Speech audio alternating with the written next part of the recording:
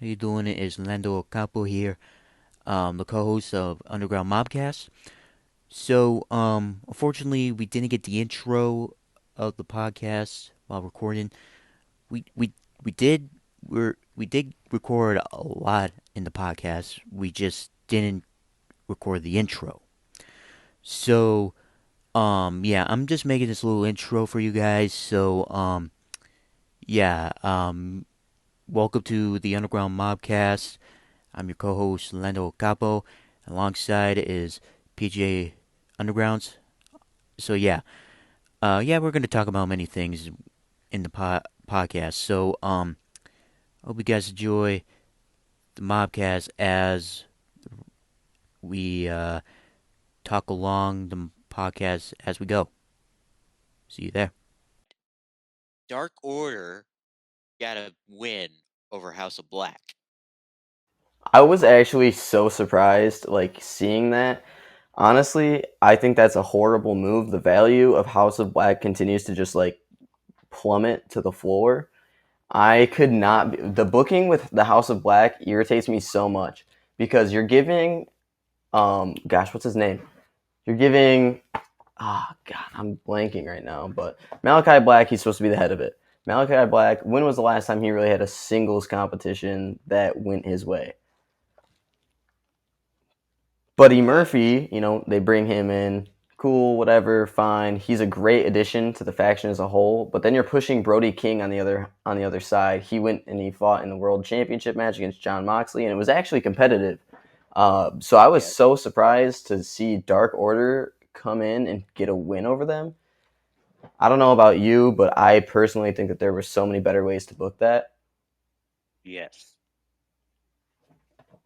But let's talk about now that we're talking about the trios tournament. Let's talk about AEW Dynamite. What a banger episode! The only thing that I did not we'll talk about the trios first. United Empire versus the Elite. What is hotter in the wrestling industry than that today? We got the God of Wrestling versus one of the best high flyers in professional wrestling. Will Ospreay is a one of a kind talent, and I swear if they beat the Elite, I'm not going to be upset at all. I'm not going to lie to you. I love the Elite. I would love to see them win the whole tournament, but at the same time, the United Empire continuously impresses me. So I would be grateful to see them on AEW television regularly.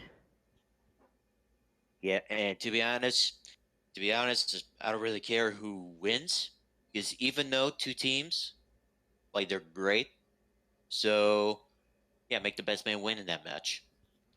Will Ospreay. I mean, you heard me say it through text on Wednesday.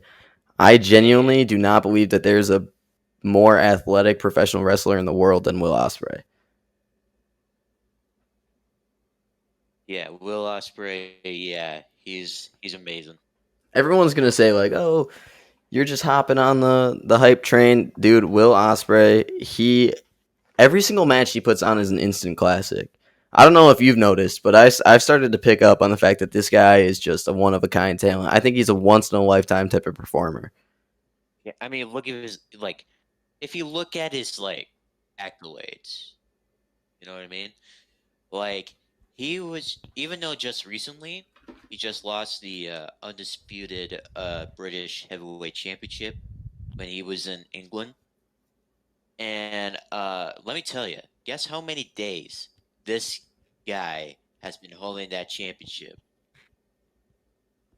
How many days? 919 days. So he's almost had a 3 year reign with it. Yes. That's incredible. I mean, that speaks to it as a whole. I can't go and state statistics, but I can tell you what I see in the ring. Nobody really grabs my excitement like Will Ospreay. He even said that you're gonna get a Super 7 action figure of him. Oh, you don't want to get me started on action figures, but if we're going to get started on action figures, that Super 7 is so clean. I don't know if you've like looked over it as a whole, but yeah, I'm definitely buying it. Okay. Well, yeah. Also, let's talk about the John Moxley versus CM Punk match. Do you think it was kayfabe, or do you think it's like a real injury? Because based off of what I saw, I mean, you got Ricky Starks. He comes out, he hits a promo right afterwards, and then they send out another promo. Then they go to the main event. So I'm assuming that what actually happened was he got injured, and they needed some time fillers. Yes. I was so upset to see that match end that way, though. If that's not how it like turned out to be, if that's how it was booked, I am irate right now with AEW because CM Punk coming back, that is so hot. How could you not capitalize on that and give him an actual match with John Moxley? Either that or he came back too soon. Yeah, but if he came back too soon, why would you want to bury him immediately? If he came back too soon, that means he would have actually gotten injured, you know?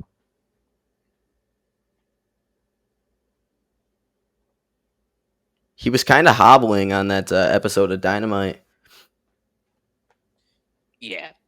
two episodes ago, wasn't it? When him and John Moxley squared off. Yeah. Yeah, he was hobbling then. So it's very possible that something happened and maybe like rekindled the injury. And then come Wednesday, they were like, "Oh, what do we do?" That's always that's always an option in terms of like what could have happened. But personally, I think when he threw that roundhouse kick, his leg wasn't ready to deal with that, and it popped. Yes. So now it means that we have John Moxley as the champion. Who's his next matchup? I mean, in terms of AEW booking, who's up there? Who's next? He's faced Chris Jericho, Brody King, Roosh. Let's see. There's a rank, a top 5 rank on their website. So let me go look it up. I would See like to who's number. see a trilogy with Kenny Omega. Hold on, give me a second. Hold on. I'm looking it up. Let's see. AEW. Roster. Okay. Rankings. Okay, who is the number one? Yeah, who is the number one? It's Hangman Adam Page, who's number one. He's kind of been non-existent though in terms of programming. Has he really been wrestling any matches? Yeah, They've kind of let him fall off. He didn't even get a rematch with nope. CM Punk. I mean, CM Punk got injured, but he never got a rematch, and they never really even pushed him in that direction. Yeah, and number two is Powerhouse Hobbs. How, dude? He hasn't even had a single. He hasn't had a singles match for any sort of against any sort of formidable opponent per se. I would put Yeah, Ricky Starks up there first. Speaking of that promo, if it was short notice, hats off to Ricky Starks because he went out there and he got me so enticed. I have never, ever in my lifetime had a character pop so much out of the screen at me. yeah. When he cut the promo, yeah, yeah. I applaud. I applaud to Ricky Starks. Dude, I'm sold on him. I am so excited to see where the singles run goes. I wanted to see them as AEW Tag Team Champions together, maybe right after like Swerve Strickland and Keith Lee dropped it. But now I would love to see him get a TNT Championship reign. Yeah, or maybe a AEW All Atlantic Championship reign. I forget that You that know? I forget that that championship even exists. If I'm not lying, like, have you seen it defended once on Dynamite or anything like that yet? No. So Not yet. But like it was defended at England like 3 times. yeah, I saw that Pac was over there doing his little run.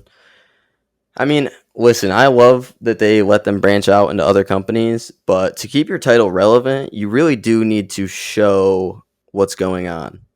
You know what I mean? Like you gotta the All Atlantic Championship now that the Lucha Bros are out, Pac should go and defend it, and maybe let Miro get a run at it after his feud with Malachi Black's over. I don't know how you feel about that, but I'm over with Miro too. I think he's over with the crowd. The Redeemer gimmick is great for him, and I'm excited to see what he does with Malachi Black, but I would love to see him get a push for another championship. Yeah. So, like, yeah, like Miro, he's having a feud with Malachi Black and Pac. He's like starting getting a feud with Hip Sapien. That's right. You think Kip's going to be the next All Atlantic champion, or do you think they're going to let Pac keep it? I have a, I mean, I have a feeling that Pac might keep it. That's who I'm going with. Listen, Kip's been off television for a while. He's been doing a lot of stuff like backstage and through Twitter. He's been engaging with Pac, and that's kind of where that story begins. I like that he costed them the match. I think that's a good way of getting anybody over with the fans or over in the bad way, as a heel. Nobody wanted to see. I mean, I thought the Lucha Brothers were going to win. You thought the Lucha Bros were, or the Death Triangle. My apologies. I thought that's who was going to win. I'm glad that the United Empire won. That match really showed to me that the next match that they have is going to be even better. I just continue being impressed by these guys. So, but back to the main Yeah. topic of conversation, Pac and Kip Sabian. Kip Sabian, if he takes the championship off of Pac, how much does that really change the picture of the All Atlantic belt? I mean, we're gonna have a champion who has like who usually wears a box over his head. Yeah, he's literally stealing the Cody Rhodes gimmick from what 2012, 2011. 2011. Yeah, yeah. I mean, And on the like yeah, like the box has like the eye holes and it says like underrated on the box. I thought it was going to be Kip underneath it, and then it was the guy who was like duct taped up, which was eerie to say the least. But I'm glad to see Kip Sabian in a different light. The last time we really saw him on AEW programming regularly was when Miro was the best man and he was getting married to Penelope Ford, and Yeah. that was it was all right. It wasn't the best. I am very, very much excited to see where this one goes. Yeah. And for number 3 is Chris Jericho. What do you do with that one? I mean, could you do Chris Jericho Hangman again to see who faces Moxley for the championship belt, or should it just go straight to Hangman? I mean, hey man. I mean, well, Chris, he already had a match against Moxley and he failed. So I say Paige should get the match, even though he never got a rematch for it. So I'm going with Paige. That's my pick too. I have been over with Hangman Page since the beginning of AEW. I wanted to see him beat Chris Jericho. However, establishing the championship with a veteran like Chris Jericho was a smart move. But when he won it from Kenny Omega, I mean, everybody saw it coming. Let's be real. But the pop was crazy. He had absolute bangers of matches week in and week out. I mean, look at the one he had with Lance Archer. He would go to war with John Moxley. War. Oh yeah. Like you remember? Oh wait. Yeah. Yeah. They faced each other. Uh, the Texas Death Match twice, and like once it was at Wrestle Kingdom back in 2020, and the second one was was it? Oh yeah, midsummer of 2021. Yeah, I am so over on Hangman Adam Page. There's a lot of people that I'm like a mark for in today's wrestling. Speaking of marking, right? What about Johnny Gargano? Let's talk about WWE real quick. Let's switch up Yep. topics. Yeah. What a return, Yeah. honestly. It was actually on my list. It was actually on my list of things that we could talk about. So yeah, good thing you brought up Johnny Gargano. It was totally unexpected, really. It Yeah, was I mean, for totally the first time unexpected. ever, I didn't really hear any rumors of him showing up or anything like that. I remember when the Hardy Boys came back for WrestleMania 33, everyone was like, "Oh, it's reported that they're in town or whatever." I didn't hear a single thing about Johnny Gargano being there. No, I mean, like many people say that Johnny was thinking about going to AEW. Oh, that's what I heard. But then, like once I heard his music, I'm like, "Whoa, what the fuck is this?" Like this was totally unexpected. Honestly, I think staying with WWE is the right move. I could see why at the time that he got quote unquote released, um, or well, I guess he did just get released, but I could see why he would think about going to AEW. The programming was much better at the time, and that's huge, especially for someone who is an indie darling like Johnny Wrestling is. That's his scene. But now that Hunter's taking back over, and I mean really taking back over, you can feel it just in the product, you know? So now that he's Yes. back and in control, I believe that Johnny Gargano is in good hands. I believe that Tommaso Ciampa is in good hands, and I am very, very excited to see where the product goes as a whole. I think it can only go up from here. Do you think that like Johnny Gargano and Ciampa would come back together as a tag team? As much as I would love to see it, I don't see it happening until a little bit down the line. I'd give it about probably like 6 months to a year before we see that happen. I mean, yeah. Yeah, since Ciampa teamed up with the Miz. Exactly. And we all know, like, The Miz always turns on his partners. I'm sure what's going to happen is Johnny's going to get his little push, whether it's Intercontinental Championship, US Championship, whatever. He's going to get his push. He's going to go carry it for a little bit. Then The Miz is going to turn on Ciampa. This is my call, by the way. This could all be incorrect, but I believe that The Miz is going to turn on Ciampa, and Johnny Gargano is going to come and stick to his side, and they're going to be DIY one more time. Yes. Yeah. And yeah, even though yeah, Johnny Gargano he returned on Raw and he's about to have a feud with Theory. Yeah, I really thought that they were going to bring the way back together. I mean, you saw Dexter Loomis, you saw Austin Theory, and out comes Johnny Gargano. But Austin Theory's ego, which is what's carrying him as the lead heel in WWE right now, I would say, his energy and being like, you know what, Johnny, I'm the face now. I like that. I think they're doing a really good job of building him up as a whole, but there's always some Yes. room to work, you know? But I was like, oh my God, is he gonna get back with Johnny Gargano? No. And thank the Lord he didn't, because when the wave was around, honestly, I could not get with it.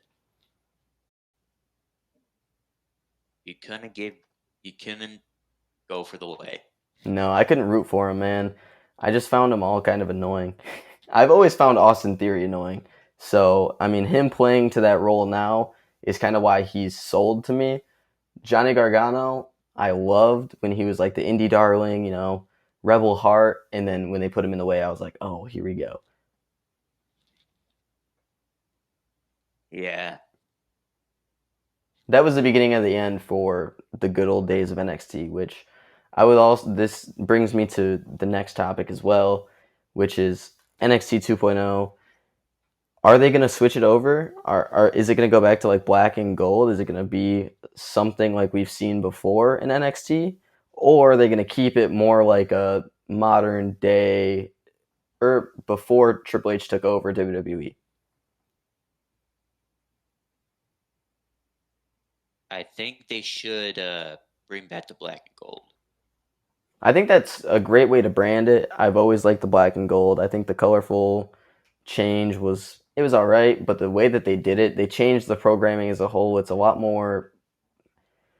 I don't even know how to describe it. You know what I'm saying? Like it's a different product. I went back and I was watching NXT Takeover Dallas from when Samoa Joe faced Finn Balor for the second time, and they were like the fans there. You could feel the energy every bit of every single match, and that is something that has been missing from WWE for so long.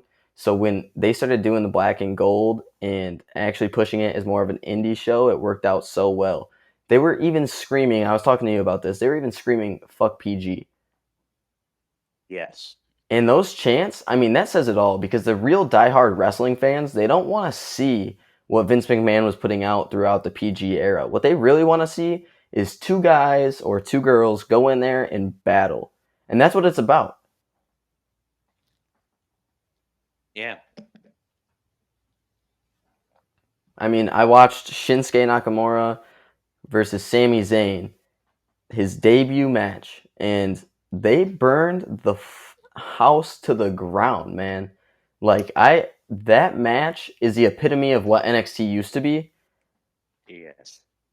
and somehow they were like, "Oh, let's stop this. Let's make it NXT 2.0," which I heard a solid argument when that all first happened, which was NXT Black and Gold was hard for the characters to adjust when going up to the main roster because it was a different type of show. But now you're seeing the main roster is a different type of show from NXT 2.0. So wouldn't it be smart to roll it back?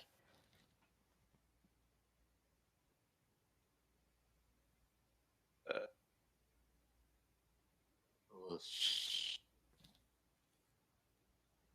I mean, yeah, like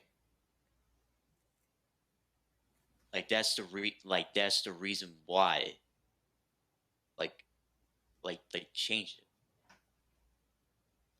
Well, yeah, but then you give it over to Vince McMahon retires, and you give it to Triple H, and Triple H was the one who was making NXT what it was then.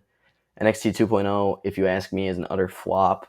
I have a very hard time getting into NXT. I think a lot of the characters are boring or too childish. So please roll it back to NXT 1.0, quote unquote. The black and gold is unmatched. And if we're talking about making it easier for superstars to come up to the main roster, nowadays, with Triple H in control, NXT 1.0, the black and gold, they would be able to adjust better now going up because the style of the show is also changing. I mean, Drew McIntyre said in his promo against Kevin Owens how they're wrestlers. That was never allowed on Vince's PG era TV. Yep. The game as a whole Like was these, evolving. yeah, yeah. I was like, oh, he said wrestling. Oh, you know. Yeah, and I think when they started doing that, when they started watering it down to professional wrestler or not professional wrestlers, but sports entertainers, I think that it kind of ruined the viewership, right? Because yeah, it's nice to acknowledge them for not actually going out there and hurting each other, but at the same time, you are still getting a physical beating. But you're doing it to yourself. It's self-inflicted at that point.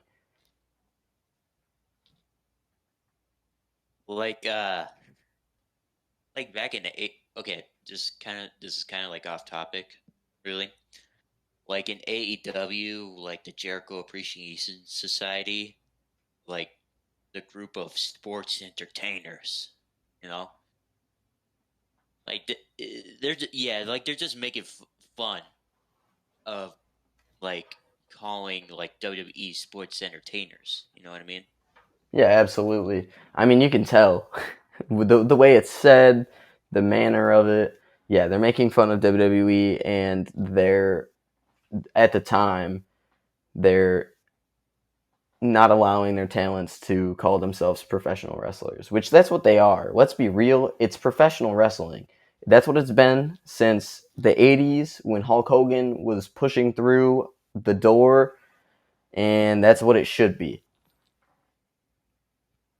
Yes.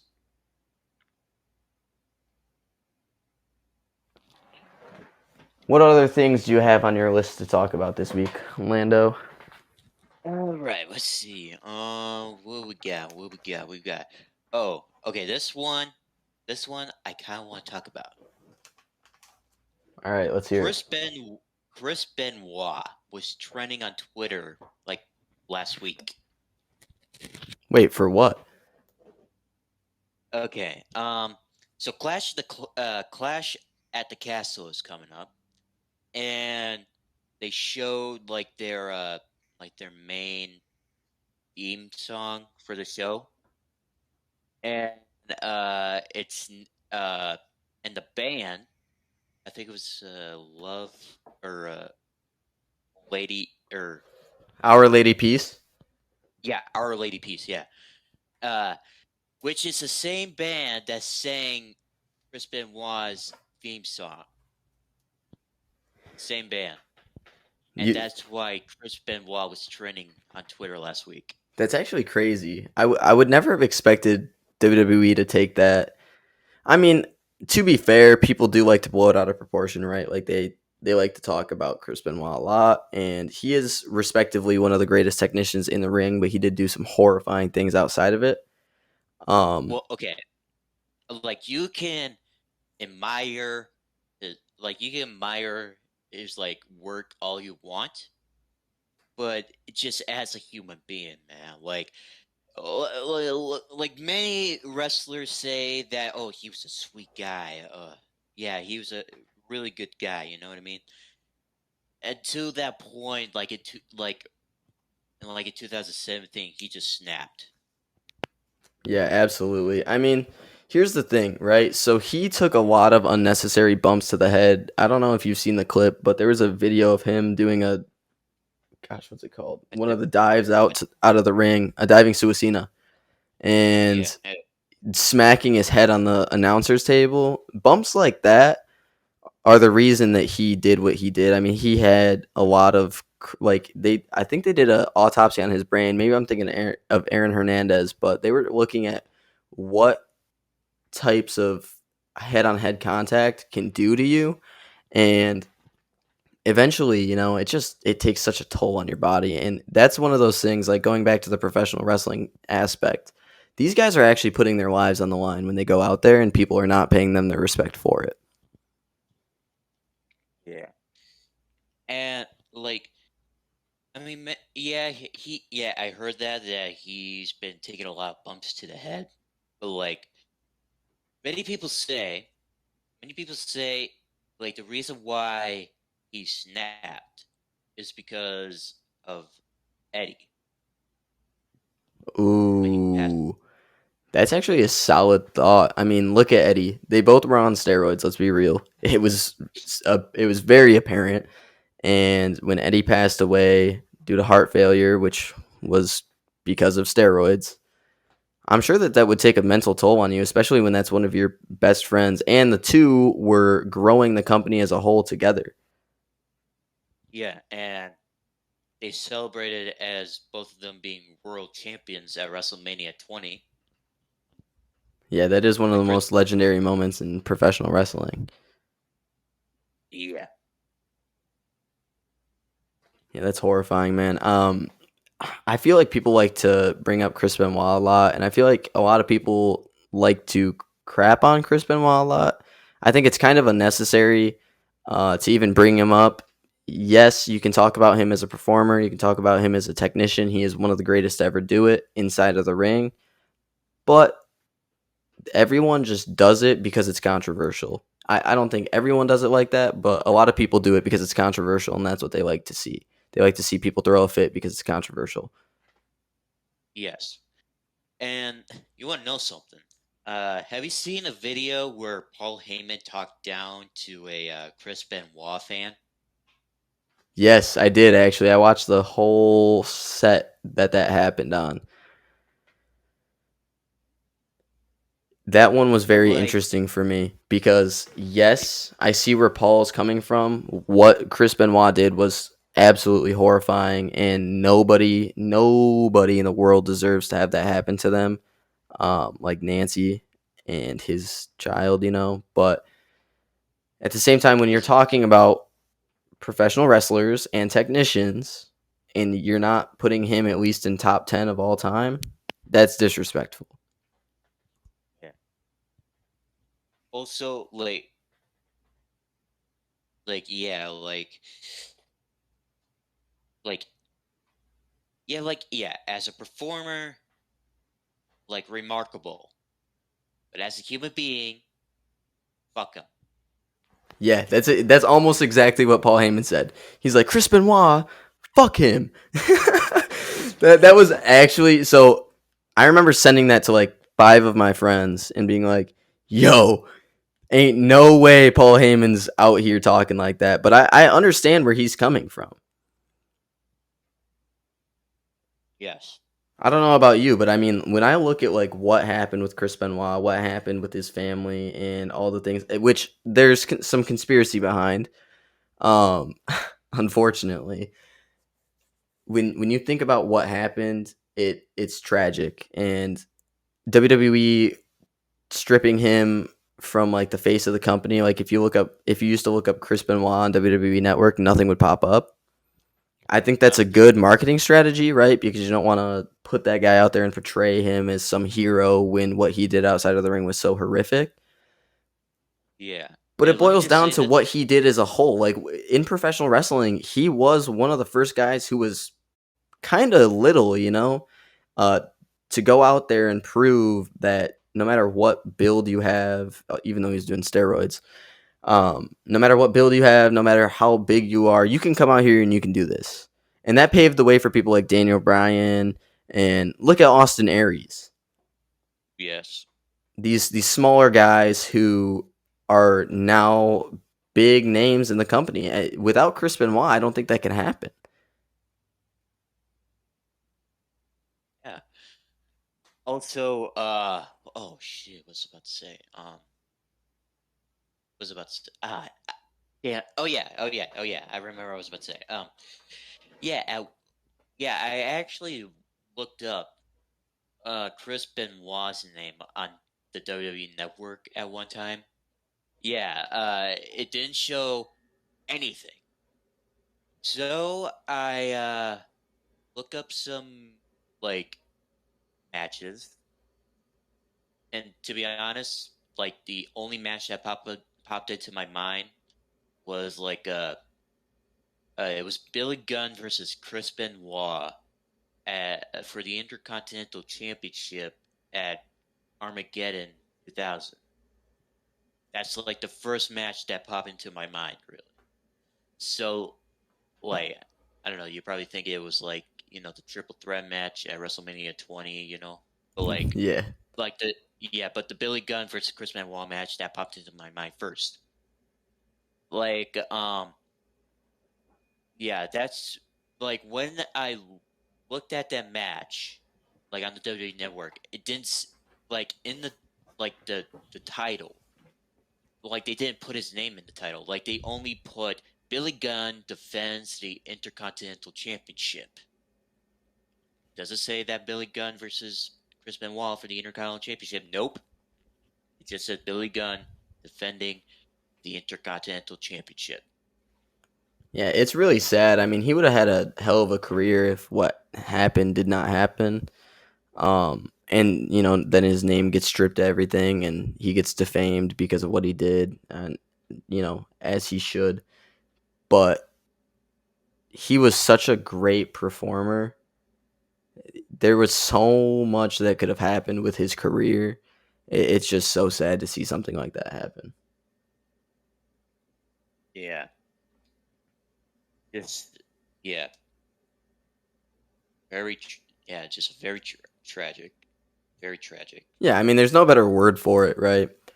It was a great tragedy in professional wrestling, and I know a lot of the fans were hurt at that time when that happened. I mean, all of a sudden, one of the guys who was on TV every week, he's gone, and they won't talk about him. They did like the little memorial on the what was it, Raw or was it SmackDown that they did It it on? was it was actually on Raw. It was like the day after like he was killed on the day of the Great American Bash Night of Champions pay-per-view. Yep, and then they did the The wrestler thing, tribute you know, show. yeah, the tribute where they do the 10 bells, Yeah. only to find out what actually happened. And I can only Like imagine the whirlwind WWE was facing at that point in time because of how controversial that was in the media. like it was like back then, like ECW was their third brand, which was stupid, you know, having ECW as a third brand. But I mean, it was more of a brand that like they have like new up and coming superstars to put in that brand. Yeah, and But they did a pretty good job with it back in that time before like 2010. Once 2010 hit, it was just a downhill spiral for ECW. yeah, and anyways, back to Chris Benoit. Yeah, like Vince McMahon started out the show with a little video package saying that, like, due to the tragedy of Chris Benoit's actions, we will no longer like we will be no longer showing or mention Chris Benoit further ado, or ever, It was something like that, really, which means, yeah, they're gonna erase. They were gonna erase Chris Benoit from like history. What to say? And they did, man. I mean, they really did a good job doing so. I mean, you can't find anything of his posted by WWE anywhere. Yeah, like if you like yeah like there was this video.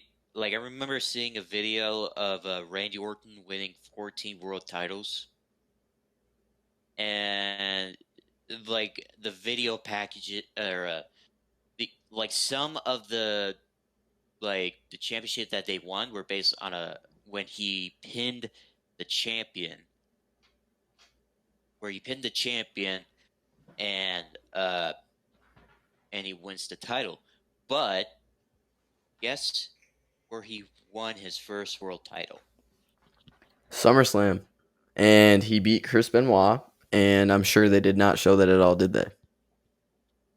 Nope, they only saw him, or they only put a picture of Randy Orton just standing on the second rope and holding up the world title.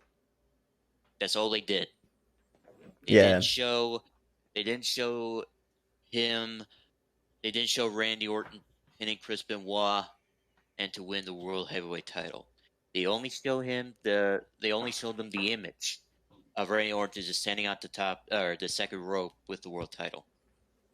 Yeah, dude, it's crazy. I mean, I understand from a business aspect why you wouldn't want to show it, but that's one of the greatest moments in history. He is the youngest world heavyweight champion to ever, Yeah. the youngest person to ever hold a world championship. So, I mean, erasing half of that from memory is so wild, but what else can you do if you're WWE?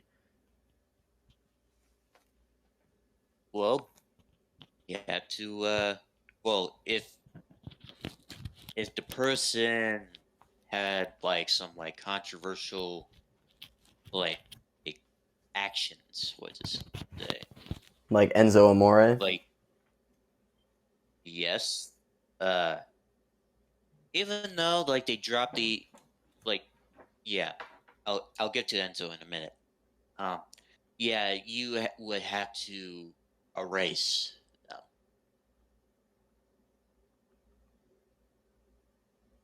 Yeah, I mean, what else is there to do?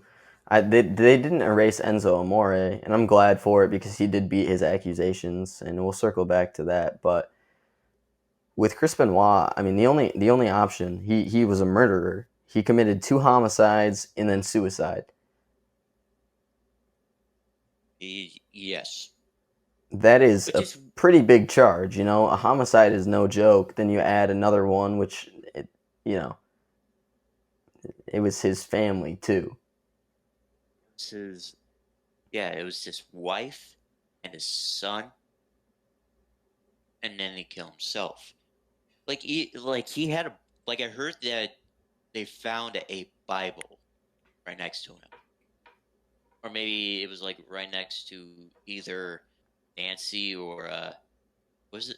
What was his son's name when he got killed? What was his name? Was it was it I know there's Daniel. I don't remember the other one though. is it David? David. Wait, which one's the one that is still alive? Daniel or is it David? Oh, David. David's the one who's still alive. Daniel is the one who got killed. Okay. Yeah. So yeah, he committed 2 homicides. He killed his child. He killed his wife. And if you do anything besides erase him from memory, I think that's a crime. That's my take on it. I don't know how you feel about it, but I genuinely feel like that's the smartest move they could have made.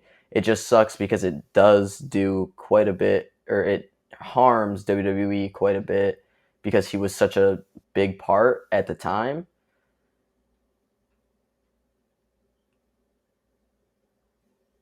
I mean, if you ever mention Chris Benoit, like, on live television, I bet you get, fined or maybe suspended.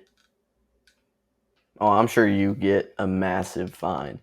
I mean, Batista back in 2010, I think, he had a match with Chris Jericho and he bled and he got an $100,000 fine because they were trying to switch over to PG at the time. I was just reading an article on it actually.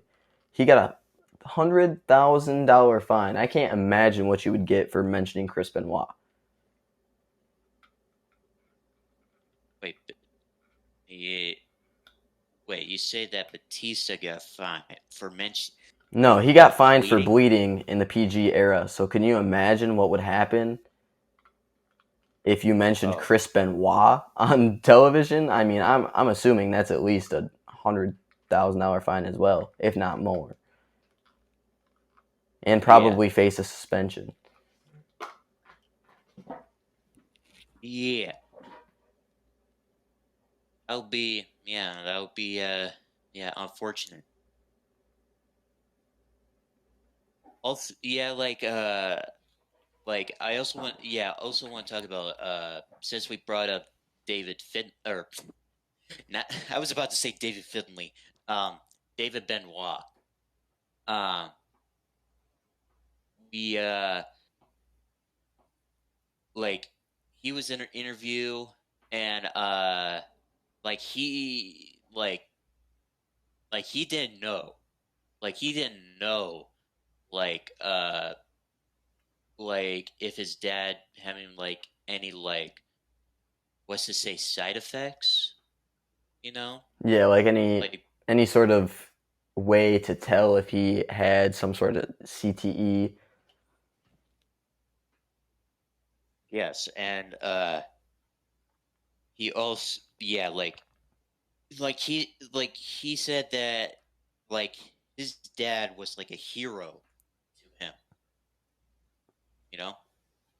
Well, I mean, after his passing, Chris Jericho was talking about him. Bret Hart was talking about him. Both of those guys who are well respected in every right in the wrestling community both said that he was like one of the sweetest guys ever, and that he was one of the nicest guys they've ever met.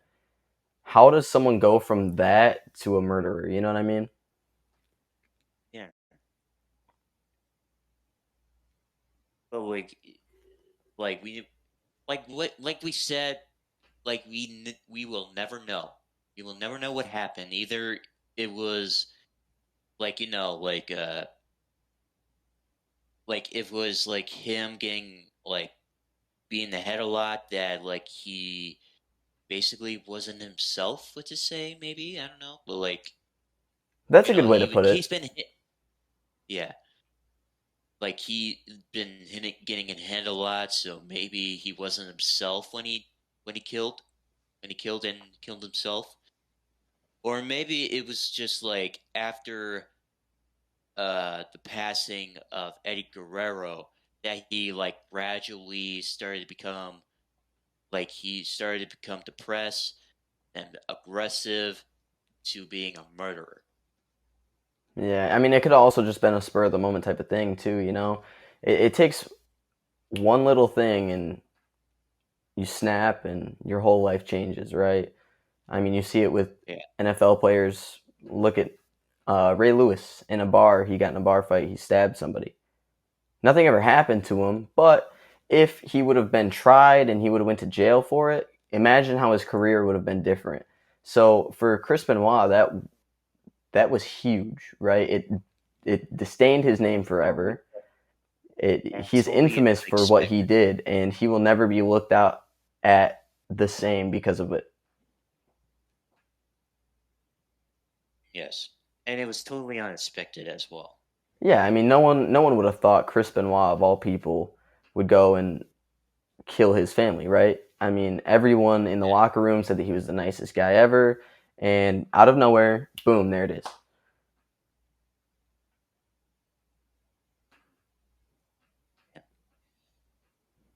Oh, yeah.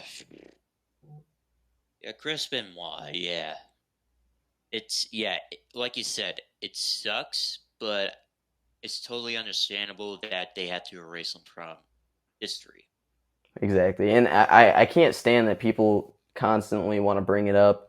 There's a kid on Instagram I see all the time who does it in the figure community, and uh, jokes, whatever. I understand that he's a great wrestler, and if you're paying him respect for that, that's fine. But to just continuously try and bring up this guy who has been erased, and they're trying their best to silence as much as they can about Chris Benoit. Um, to keep bringing it up, I think it only hurts the wrestling as a whole. It gives it a pretty bad look. So, Yeah. all right, let's Yeah. switch over to top. Let's switch over topics real quick. What else you got on your list today, Lando? I kind of want to say the predictions for Clash of the Castle. Do you wanna save those or do you want to keep those? You want to do those right now? We could do it right now. Like, there's only 5 matches on the card. I kind of want to have like maybe a couple more on the card. Don't you think? Yeah, I But there's mean only 5. that's. You think that's all there's gonna be, or do you think more are gonna be added? I mean, we got another whole week. I So, think in the week we'll have some more stuff added. There's no way that we go into a pay per view with only 5 matches, right? I mean, yeah.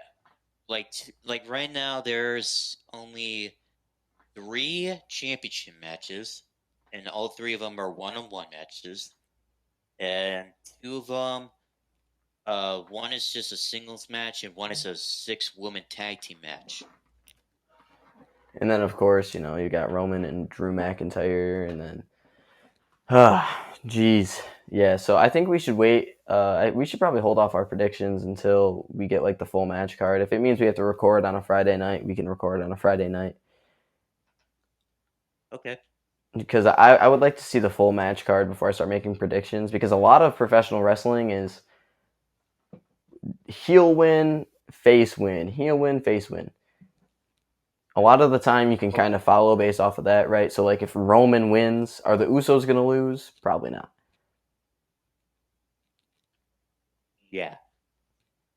Speaking, uh, I don't. Did we talk about this on the other podcast? That like if the Usos ever beats or broke or breaks the record of the New Day's title reign. I know we like touched on it but we didn't really like dig deep into it. I would like to see them do that. I'm not gonna lie to you. I love the New Day. That's fine. They were great for the PG era, but times are changing. The Usos, time after time, have proved themselves to be big players in the tag team division, and the work that the Bloodline is putting in right now, carrying WWE, that's got to be hard. Give them the respect. Let them take the championships and hold on to them a lot longer. I'm cool with a whole another like year. Give it to WrestleMania 39. Yeah. Let's see. Also, I want to talk about this: the Women's Tag Team Championship Tournament. Yeah, that one was shaken up quite a bit when Toxic Attraction got pulled. Um, Yeah. Even though like it was supposed to be Zoe Stark and Nikita Lyons, but like then Shawn Michaels did a little video package saying that Toxic Attraction will replace Nikita Lyons and Zoe Stark. Yeah, Nikita, I think she's gonna stay in NXT a lot longer. So to bring her up to the main roster, even just for an appearance, I think it would diminish her value on NXT. The more time you spend on the main roster, the less the people in NXT care about what you're doing. You got to stay a main face on NXT to really get over. So I'm happy Yeah. that they switched it. Yeah. And also, what else? Like the finals will happen tomorrow night on Raw. Actually, uh, who do you think is gonna win the vacated women's tag team titles? Uh, Gal Gonzalez and Aaliyah, or Dakota Kai and Io Sky? I think the only right answer is Dakota Kai and Io Sky. I I really feel like they're gonna push them to the moon right now, and I'm 100% okay with it. I'm not gonna lie to you. Them coming back and moving Io up to the main roster, that was huge. Moving Dakota up to the main roster and bringing her back to WWE as a whole was huge. Now I want to know: is Sasha Banks and Naomi gonna make an appearance at Clash of the Castle? Maybe, maybe, Is it possible that they interrupt the tag team match this week? maybe, I would be maybe. so excited. I saw someone, they posted a list on their story of things that they wanted to change in WWE when Triple H took over control. One was bringing Johnny Gargano back, one was bringing Dakota Kai back, one was moving Io Sky up to the main roster. They wanted a couple name changes, and so far, this dude's been pretty on spot with what's happening. So another one was bringing Naomi and Sasha Banks back to the TV programming, and I would love to see it. That match, I was there, and so were you. And seeing that match live, it was a hell of a performance. I am Yeah, it was. I'm Yeah, happy with Sasha Banks teaming with Naomi. I don't know about you, but I think that team fits well. I think it could be a big player in the women's tag team division. The only thing that they really need to do is solidify tag teams. That's the biggest problem. They need to solidify the tag yeah, teams and make sure that they stick together, because a lot of the times they were just throwing them together and they were winning or they were losing, and then they would just do their own thing and then come back. That can't happen. When you have a tag team division, you need people who are always there. Look at the Usos, look at the New Day.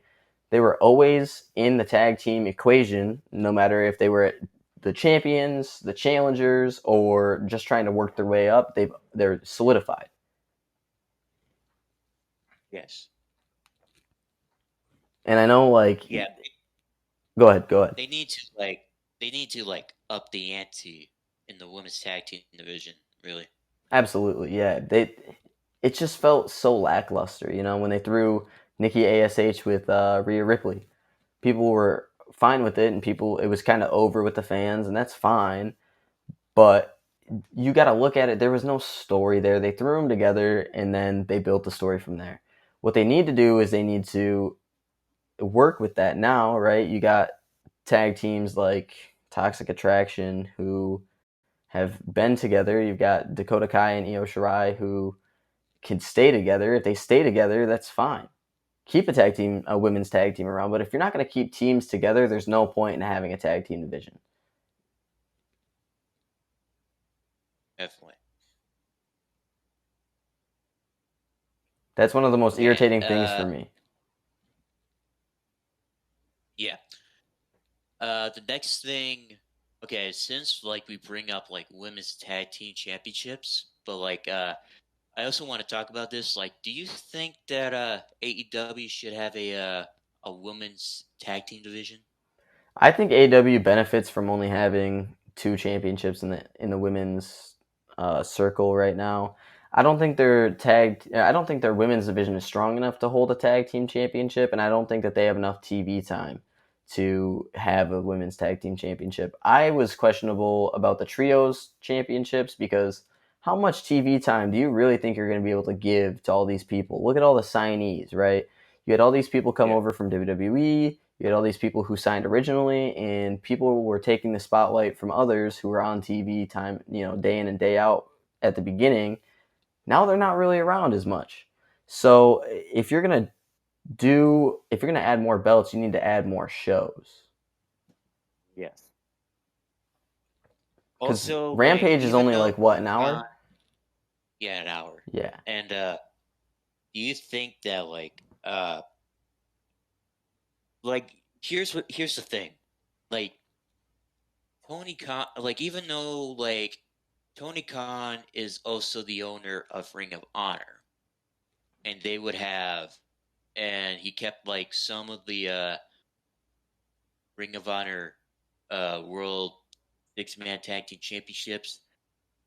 Or sorry, I was thinking of like the specific championship, but they have like a bunch of like Ring of Honor championships on AEW. Well, some of them, like you don't see the Ring of Honor World Six-Man Tag Team Championship on like AEW, right? Right. Like, but here's what I think. Here's what I think they should do. You know, like Ring of Honor, like they used to be like an hour show, and they would have like a show, and they would have like multiple like episodes, and like would like air them like for a month, each week. You know what I mean? Kind of like NXT back then. If Yeah. if that makes sense. If that makes sense. No, I know what you're saying. The thing, so with the Ring of Honor championships, how many times have they been defended on AEW television within the merger?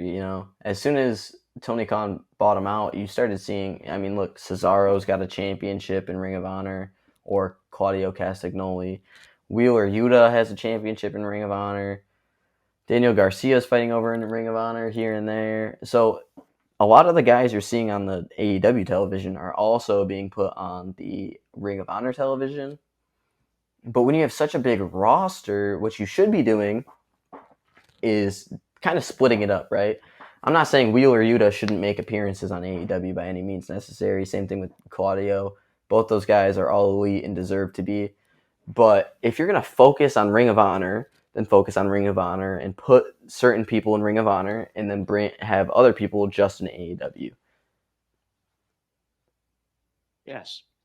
I mean, look at FTR. They're the Ring of Honor champions, and they show up every Dynamite episode, and I'm fine with that because they belong there. They should be the next contenders for the tag team championships, if you ask me. Yeah, make them a quadruple champions. Don't even get me started on that, dude. Let's talk about FTR real quick. So they have 3 championships right now. They are the best tag team in the world, and nobody can change my mind. Yeah, Ring of Honor World Tag Team Champions, IWGP Heavyweight Tag Team Champions, And and AAA, AAA. Yeah, AAA World Tag Team Champions. I mean, they're doing it everywhere. They're breaking records right now.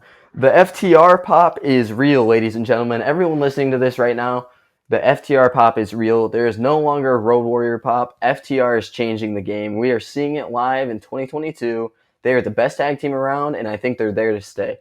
They need to be put on Mount Rushmore if you're talking about tag teams. Nobody can change my mind. Yes. Also, let's see. Yeah, yeah, there are tag teams in America. There are tag teams in Mexico. There are tag teams in Japan. Yeah, they're like all over the place. Yeah, and you want to talk about changing the game, dude. Everybody stands on their feet the second that FTR's music hits. And the theme song itself isn't even that good. I'm not going to lie to you. Like, the theme song doesn't fit their character, but they're living legends, and everybody has respect for them because of it. Yeah, I like even though the people respect them and they're living legends, but yeah, they need it. Like they need a better theme music. Yeah, but I mean, that just shows how good they are, right? The FTR pop, the second that music hits, no matter, like that, Dax was talking about it. He was talking about how when he went over to AEW and they were talking about switching their music, when he heard it, he was like, I can't get behind this. How do I walk out to this? But he does it, right? And Yeah. no matter what, the theme song, like I said, not a huge fan of it personally. I don't think it fits them very well, but they kill it. They just like everything they do. Every tag team match, every singles match, these guys are the top tier of tag teams in 2022. Yep. When they were in NXT, they were the best tag team in NXT. They are the if you look at tag team wrestling, like if you were to go back and watch the Four Horsemen, right? Tully Blanchard and Arn Anderson, they wrestle just like those guys. Yes. They're They're classic bringing tag back. team wrestlers. Hmm. They don't need all the Yeah. acrobat tricks, stuff like that. They go out there and they put on a professional wrestling match and a technical masterpiece every single time. Yes. Also, um, also like they defend the Ring of Honor World Tag Team Championships. Like once it was at their the Ring of Honor before or Death Before Dishonor. That's what it's called. Against the Yeah, they Briscoes, had an right? amazing. Yeah, it was against the Briscoes. An amazing match. The match was like over 30 minutes, and it was like 2 out of 3 falls. Yeah, they put on a spectacle. I mean, every match that they have is an instant classic, if you ask me. I haven't seen them in the last 2, 3 years. I have not seen a single match by FTR where I was not impressed by them. Yeah, like they started out in NXT. They were known as like the Mechanics. They were known as the Mechanics, really. Then Dash and Dawson, and then the Revival, Which and WWE wasted so much talent when they brought them up to the main roster and did nothing with them. That's something. So when I was watching Takeover Dallas, like I was telling you about, that's one of those things that I yeah, was like noticing. You know, all these people who would come up to the main roster every single time they were wasted. Look at Shinsuke Nakamura. When he was brought up to the main roster, they did nothing with him. That's WWE's problem. AEW, on the other hand, whether it's a win, lose, or draw, usually both athletes or both teams get put over with the crowd. yes. Anyways, back to FTR. I had to go on a little rant um, there. I've just been this is pent up aggression from years of being a professional wrestling fan and years of seeing them screw over all these indie darlings. FTR is the best tag team in the world.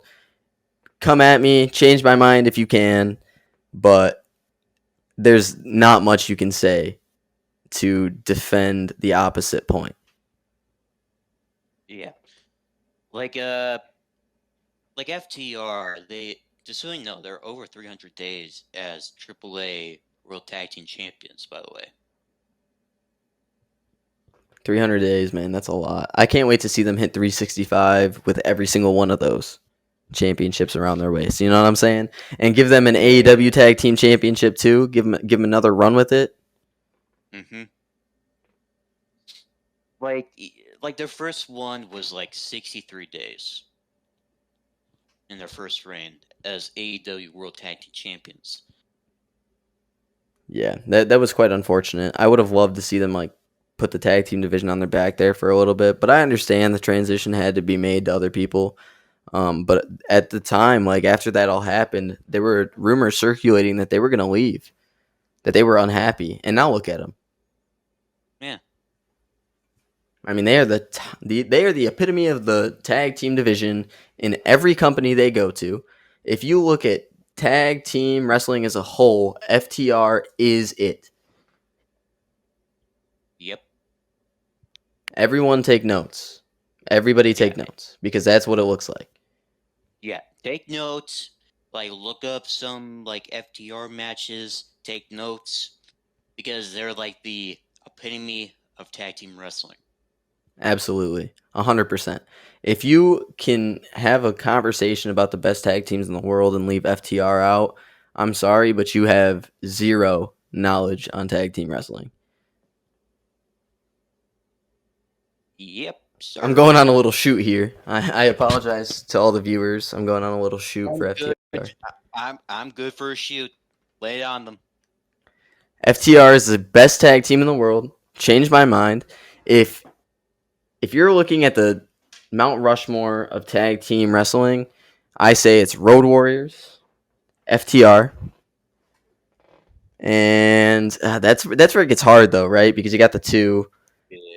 Who else do you put up there? I mean, The Usos. you think you could put the Usos up there? I mean, yes. I mean, they're like probably one of the best tag teams in pro wrestling today. You know. That's true. That's true. Well, what about like the Dudleys? What about the Hardy Boys, Edge and Christian? Oof. Now, okay, the Dudley Boys, Edgy Christian, and the Hardy Boys, they changed during the Attitude Era, they changed. They were like one of the three best tag teams in the Attitude Era. Absolutely.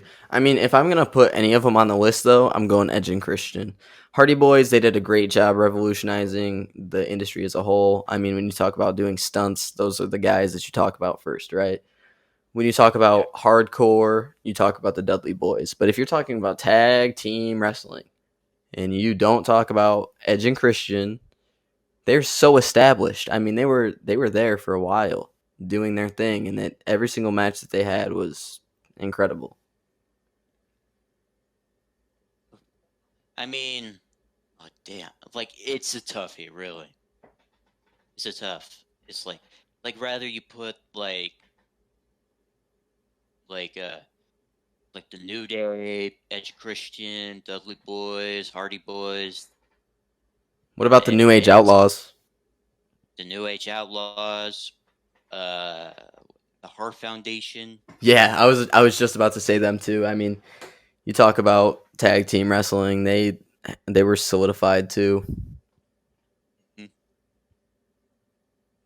That's the thing that sucks with like the Mount Rushmore topic as a whole, right? Because there's so much to choose from, whether it's just singles wrestlers, tag team wrestlers, innovation.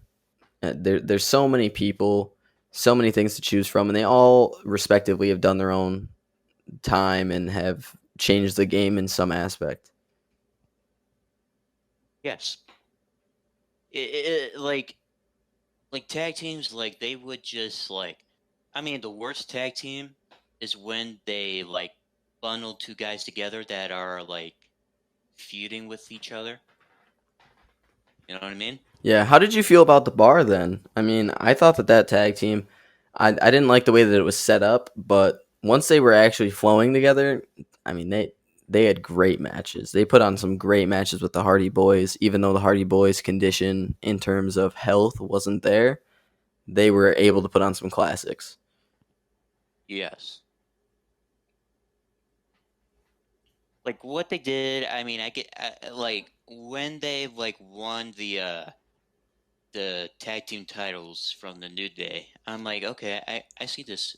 Okay, I can see this. I can see them being a tag team, you know. But when they like, and then like few months later, like I've like I knew that they were gonna turn heel. Really, like they're gonna turn heel and they're gonna become tag team champions again. And so they did. Yeah. The bar. Listen, I don't know if you remember the Great Balls of Fire pay per view. Um, Yes, I was on a I live remember. stream for Raw. I was watching somebody's live stream, and they asked, "What's the best year of professional wrestling?" A lot of people were saying 2016, man. Um, Yeah, it was a great year of professional wrestling. The Hardy Boys came back, which was always huge. Anytime the Hardy Boys are around, it's a good time to be watching professional wrestling. yeah, But the yeah. Great Balls of Like Fire pay per view as a whole, I mean, look at the match card. You had Roman Reigns versus Braun Strowman in an ambulance match. yes. Samoa Joe Oh versus Brock Lesnar, which is as short as it was sweet. It was a good match. It was the closest we've ever seen to Brock Lesnar getting beat at the time. yes. Also, uh, there was Alexa Bliss versus Sasha Banks, the Raw Women's Championship. And that match was good too. Yes. Alexa Bliss was so over as a heel at that point. Yeah, and also, also Enzo More versus Big Cass. Okay, now that one, I'm not gonna lie to you, that one was. I don't think Big Cass can carry himself as a performer. He needs a mouthpiece like Enzo. Yeah. Like, That why match switch wasn't them up? bad, but both of those guys. So like, if you take Enzo Amore and you take away Big Cass from him, as an in-ring performer, he's got a lot to improve on. Right? He's not the best. He's not the most agile. The only thing he has going for him really is his mic skills. If you talk about overall talent, right? So then Big Yeah. Cass, on the other hand, he has zero mic skills, but he's big. So I was so shocked when they broke those guys up. I was so mad too. I was mad as well. And I started crying after. You started crying. Yeah. I don't blame you, I was man. I don't I was blame you. yeah, I was a big fan of those guys and they split them up. Yeah, and for no reason either. I mean, like, let's be real. If they would have just kept Enzo and Cass together, it would have the tag team division wouldn't have started to fall off like it did afterwards. Because that's when things really started getting bad. Right after that, like tag team division started falling apart. Akam and Razor came up and they did nothing with them. Yeah, it's The revival fucking came up and bullshit, man. nothing happened with them. I mean, yeah, this is fucking bullshit, man. This is bullshit. Yeah, fair enough. That's the best way to put it, honestly. Um, let's see. We still got to talk about the Mount Rushmore, right? So we're on week 2 of deciding our Mount Rushmore fifth head. And so Oh far, yeah, the tournament. And yeah, after the tournament, we're gonna do the quiz, and we're gonna end the podcast there, right? yes, sir. Do Okay. you wanna keep talking now, or would you prefer to just go to Mount Rushmore and get ready to end this? No, we could go to the Mount Rushmore. All right. So week 2, we have Shawn Michaels and Chris Jericho. Between the two, if you had to put one on the Mount Rushmore, who are you taking, man? I gotta say, Shawn Michaels. I'm going Shawn Michaels too, because if you take him out of the Attitude Era, talk about ushering it in, right? You make the Yes. rules and we will break them. Shawn Michaels, he had the first ladder match. He's done a lot for the company as a whole. The first, for the professional first, the wrestling. first, the first ever 60-minute Iron Man match. Yep, yep, and won it nonetheless. The boyhood dream come true. The only thing is, like, I hate taking it away from Chris Jericho because he has established himself as a name time and time and time and time again. He's been through all the companies. We talked about this last podcast. He's been through all the companies. He's won championship gold everywhere he's gone. But if I'm Yes. taking someone, I'm taking HBK, and I'm glad that we're on the same page with that. Yep. All right, The Rock or Brock Lesnar?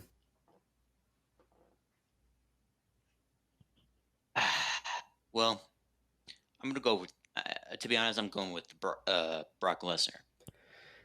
Yeah, I'm going with Brock Lesnar too. I mean, if you just talk about like championships, and we already have I Stone mean, Cold up on the face, so The Rock. Yeah, The Rock has done a lot, but when he transitioned over to Hollywood, it really did diminish his career as a whole.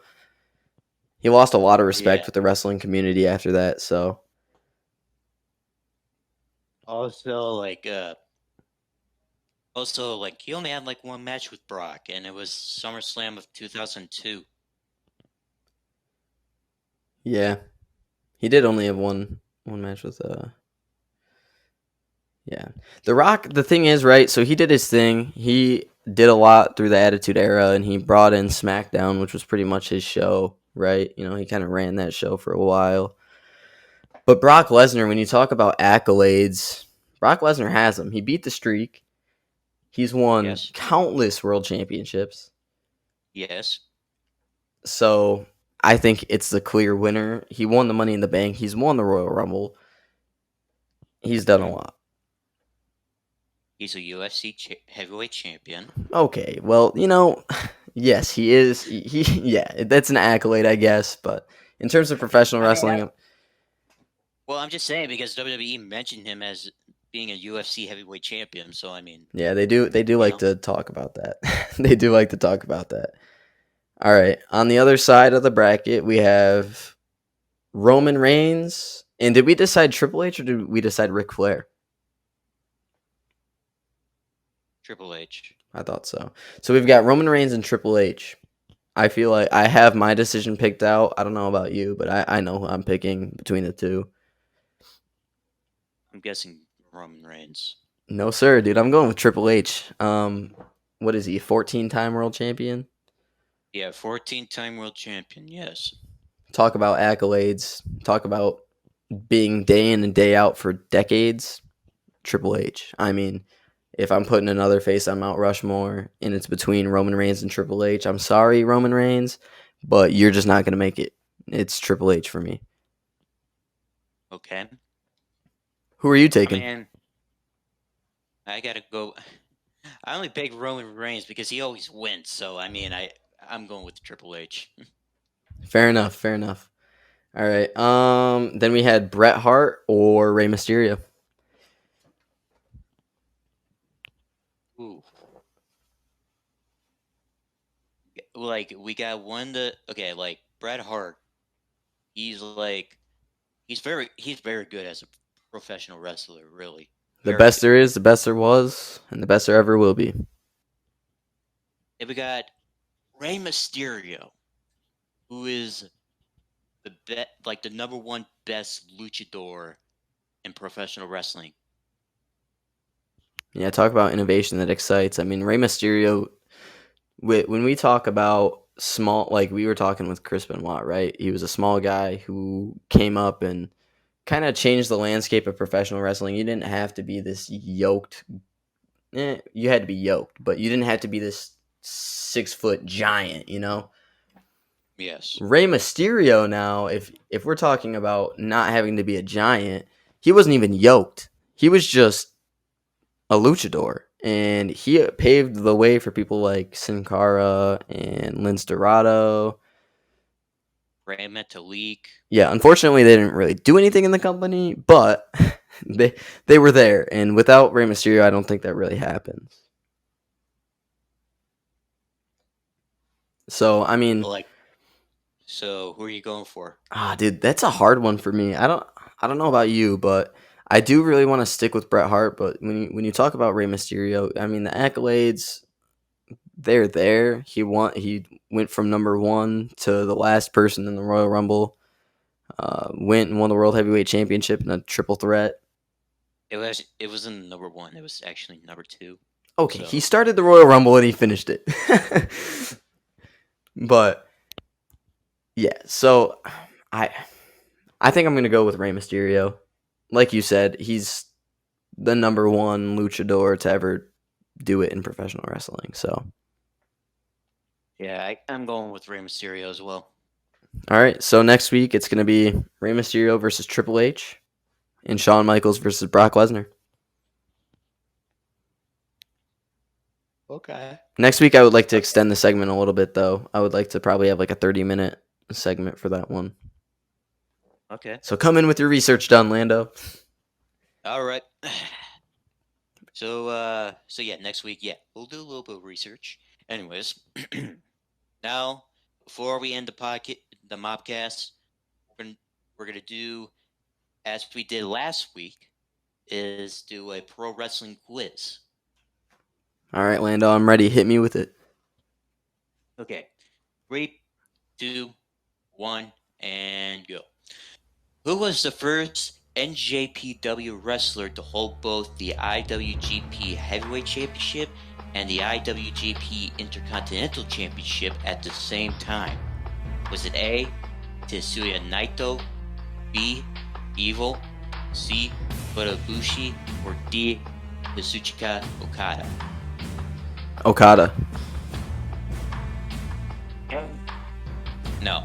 Was it Naito? It was Naito. Yes. Okay. Who defeated El Tejano Jr. and El Hijo del Fantasma in a winner-takes-all 3-way match for the AAA Mega Championship, the AAA Latin America Championship, and the AAA World Cruiserweight Championship at the Rey de Reyes pay-per-view in 2017? Was it A, Phoenix, B, Kenny Omega, C, Johnny Mundo, or D, Pentagon Jr.? And just let you know, El Hijo del Fantasma, that's Santos Escobar, by the way. Yeah, I figured based off of, yeah. I'm going to say Rey Fenix.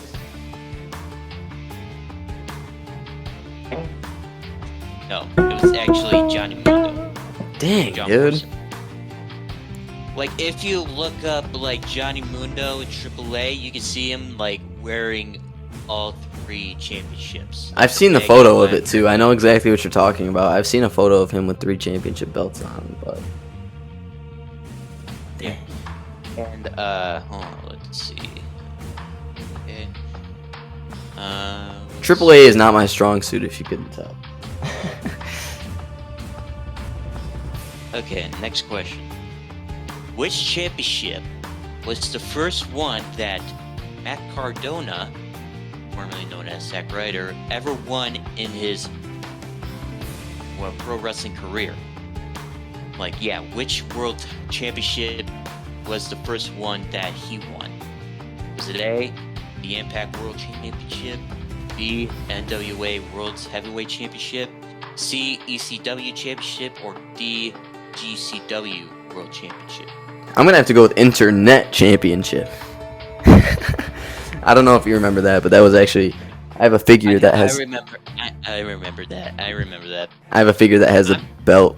But no, wasn't it the NWA Championship? I mean, yeah, he did won it, but, I mean, are you gonna stick with that final answer? No, I'm going to go with the Impact Championship.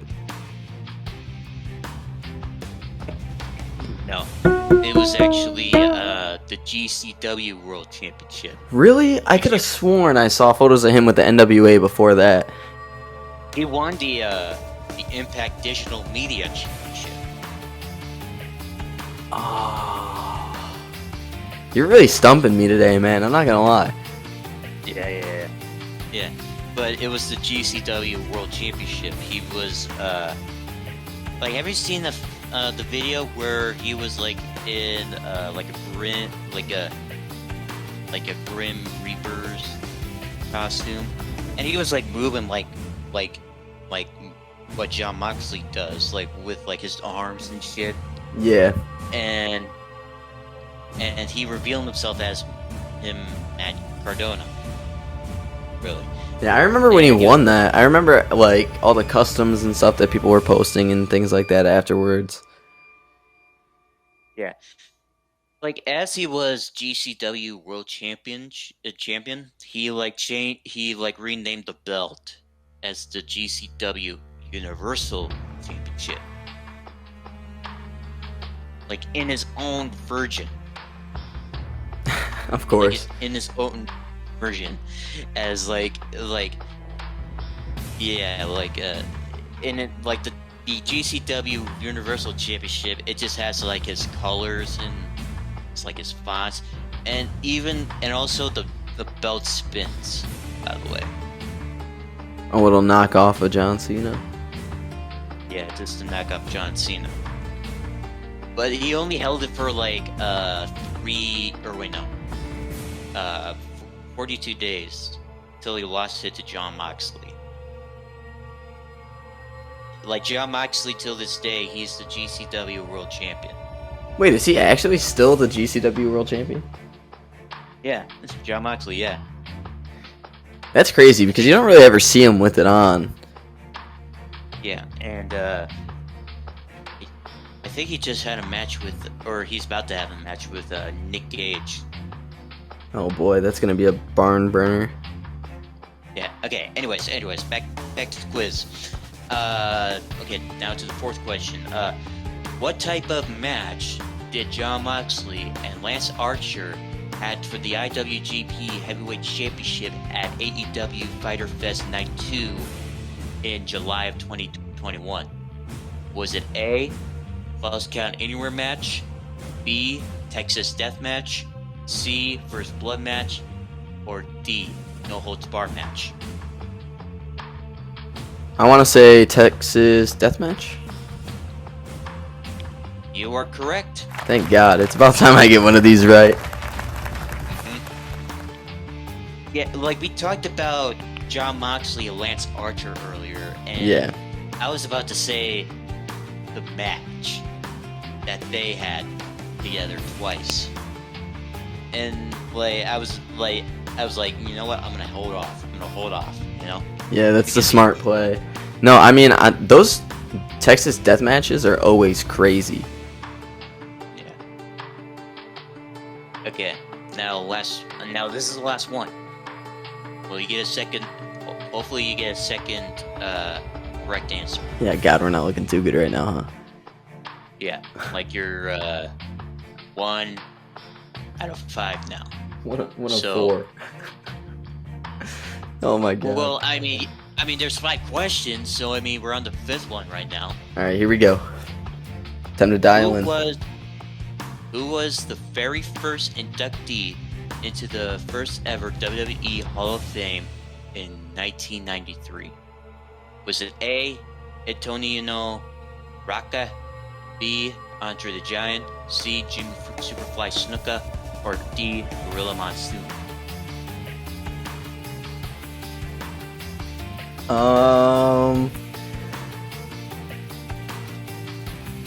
Let's go D, Gorilla Monsoon. No, wait, no. I heard you laugh. No, is it Jimmy? Superfly? No. It's Andre.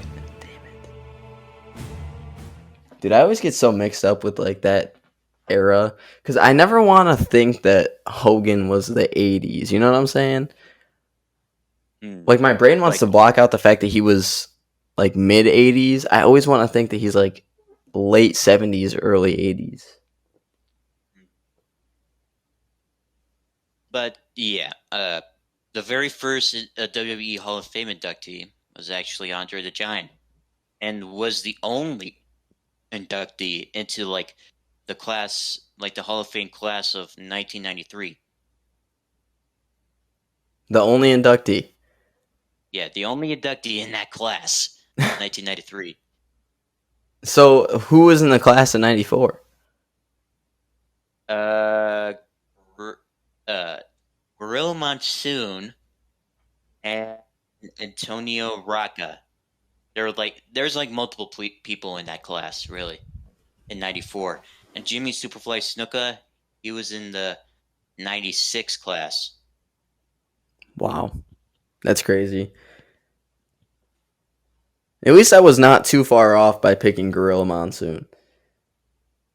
Yeah. I missed it by a Yeah. year. I missed it by a year. But yeah, we're gonna end the podcast right here. Hope you guys enjoy. Stay tuned for next week. Yep. Next week we'll have For our Clash at the episode. Castle predictions, and we are also going to be having a new segment called. Shoot. Oh, matches of the night or of the week. Yep, matches of the week. So the idea behind this segment is me and Lando will both pick our own matches, and we will both watch those matches. So each of us picks one. We'll watch two matches, and weekly we'll talk about them. So mine that I was gonna have for this week was Shinsuke versus Sami Zayn. I had a match in mind, but I'll save it for next week. Yeah. So next week, tune in for that. And with that, We should also mention that it could be any match from any company, whether it's WWE, AEW, New Japan, Ring of Honor. It doesn't matter. yeah, it's just any match, any time period. And that way we can broaden our horizons too. And you guys can get some better content per se. Mm-hmm. Something fresh, you know? Yeah, something fresh. Yeah. So So with yeah, that, ladies and gentlemen, thank you for tuning in. This I'm is Lando PJ's Capo. Underground. I'm Lando Capo, and we'll see you next week.